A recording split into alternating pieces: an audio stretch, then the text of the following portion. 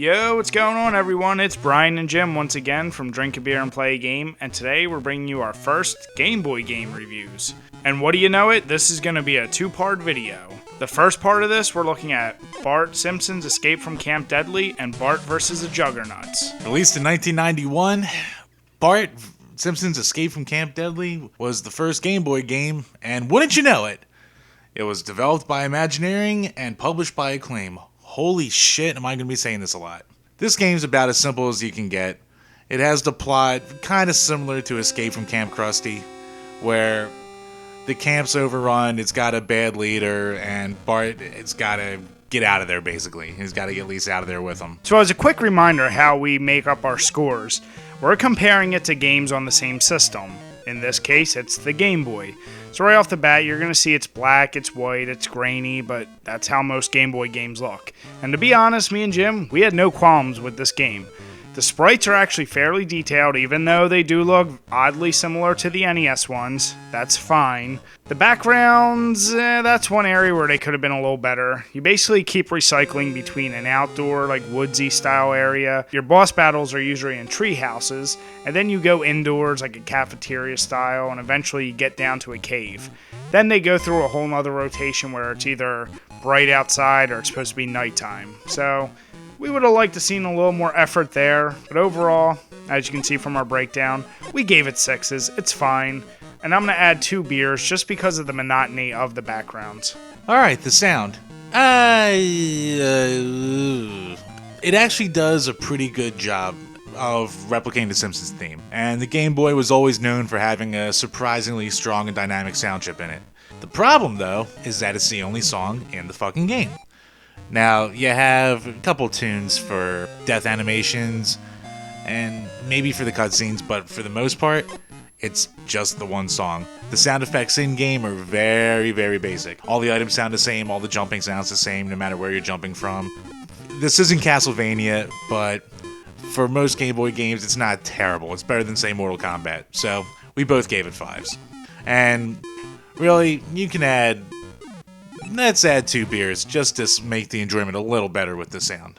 The control just really puzzles me. It's tough to score because there is an odd stiffness and there's this intuition to hold down the button harder to jump further. It never happens, but there's nothing specifically wrong with it. It's your basic Game Boy platforming controls.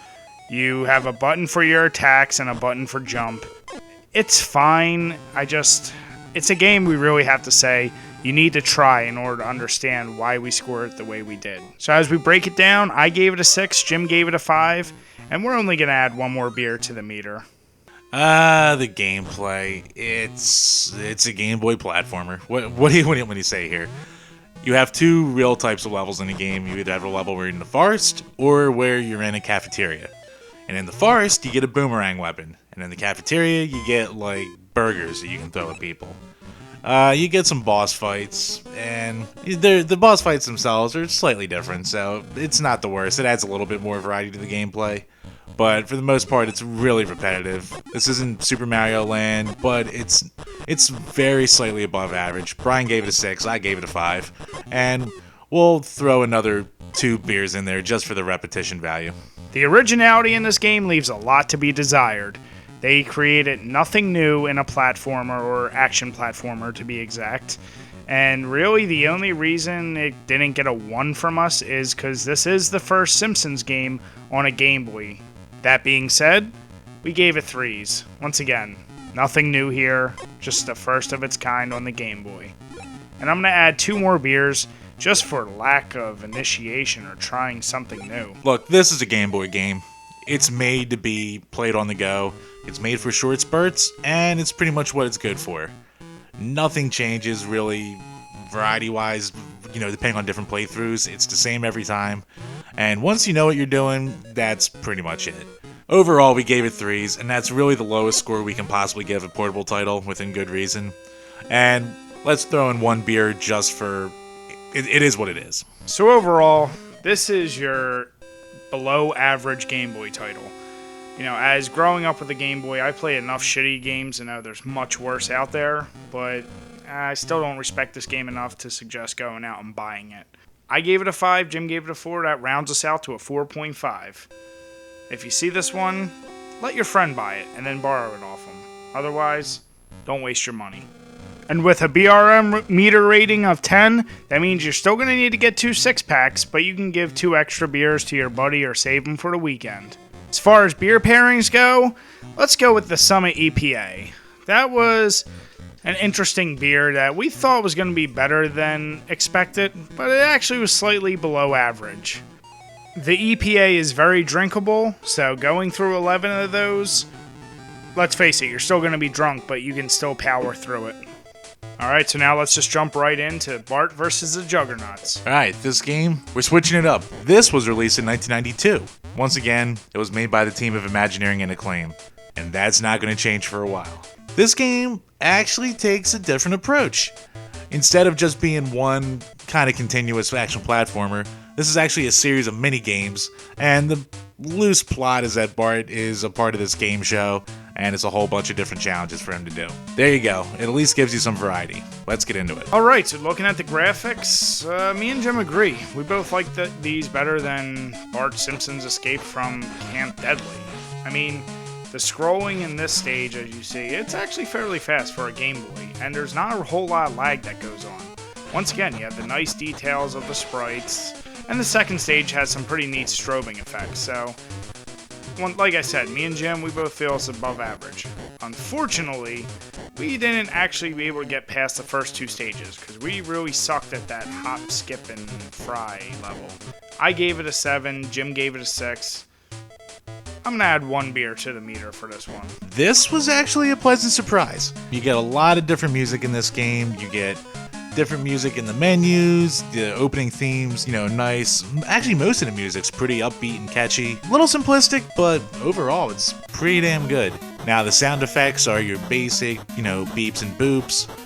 Pretty standard fare for the Game Boy. Score-wise, we gave it 5s because, I don't know, I guess we're getting pretty drunk at this point.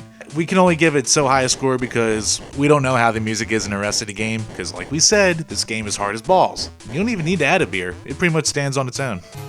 When a game is composed of multiple mini-games, it's really tough to knock the control, especially when they're uber simplistic.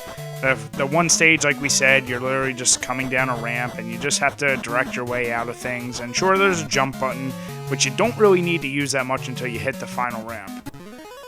Now, the other stage, a hop, skip, and fry, that's just, once again, you're moving the directional pad and you're hitting the jump button. Oh, by the way, a little tip, if you hit the A and B together, you do a double jump. We didn't realize this till much later, but it still didn't help us get further, so don't expect to see a whole lot more footage from the game. I gave the Control a 7, Jim gave it a 5. I'm adding 2 beers. One for Jim not giving it a beer at sound, and another one because he disagreed with me on Control. That blub blub. There's a lot of gameplay to be found here, but good luck getting to it. Even the ones that we beat, we couldn't beat consistently, and that goddamn checkerboard level. It's so randomized that in order to beat these games, you need a combination of memorization and really luck, and just not to freak out. You have to be very calm and cool because stuff can change in an instant. But it's still just so damn hard that we couldn't experience the full thing. You recognize the potential that's there. We both gave it 6s, and I'll throw another beer in just because it's too damn hard. Okay, so here's an area where me and Jim really disagree. I personally didn't feel like, of the 2 games we played, I saw anything original. I've seen puzzle games, I've seen jumping games, I've seen, a skateboard going down something type games before, but apparently to Jim, this is really original. In fact, here's a quick flash of our scores. I gave it a 5, Jim gave it an 8.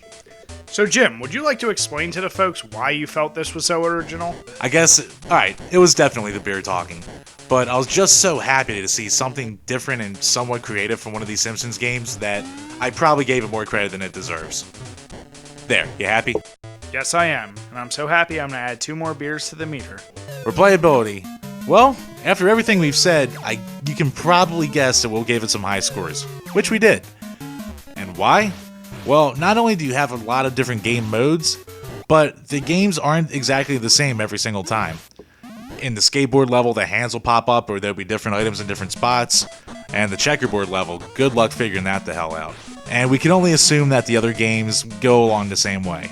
With that being said, we both gave it 7s.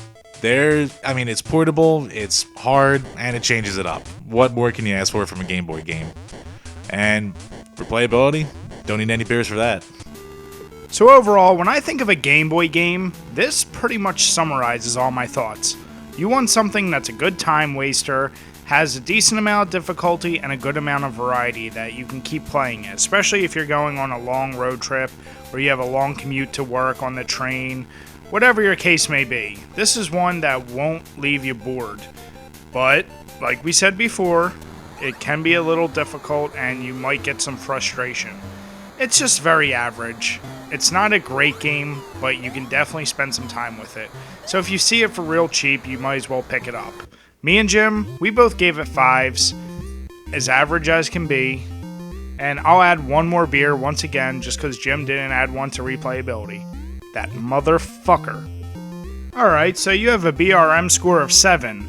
So you need to get a 6-pack and a loose one. Well, better yet, let's look at what we're pairing this game with. We're suggesting Miller Lite. Now, that might seem confusing, but think about it. When you think of just your average beer, something you're going to drink a lot, and it's fine for what it needs to be, that's Miller Lite to a T.